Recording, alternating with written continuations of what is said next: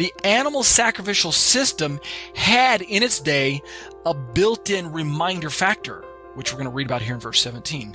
The built-in reminder factor that we've been talking about is that there was this anticipation of awaiting a fulfillment where a once-for-all sacrifice would satisfy this once-for-all debt that needed to be paid at a corporate level.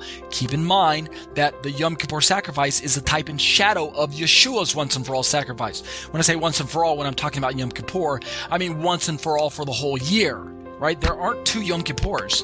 There's only one, once a year. And once we offer that, then the whole cycle starts all over again in the year in the life of an average Israelite. So that's kind of like you can overlay the entirety of humanity's life cycle with the smaller picture of 1 year in the life of an average Israelite. It's kind of the same picture being painted.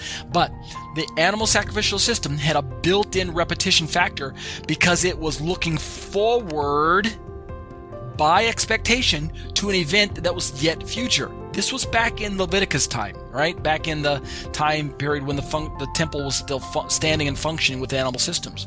There was a looking forward to feature. But notice that once Yeshua died, the looking forward feature of the animal system ceased to exist. You understand what I'm saying?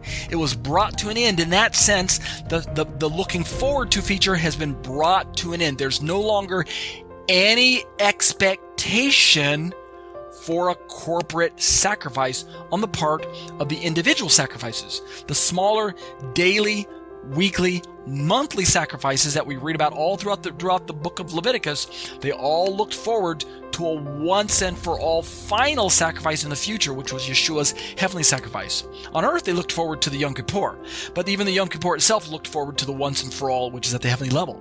So it's that repetition factor. It's the repetition factor that is really important for the writer to bring to his readers' attention here.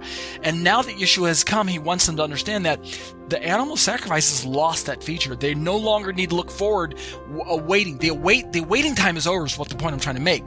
And he's trying to get his readers and assure them that we don't need to wait for something anymore. Yeshua has brought the waiting period to an end.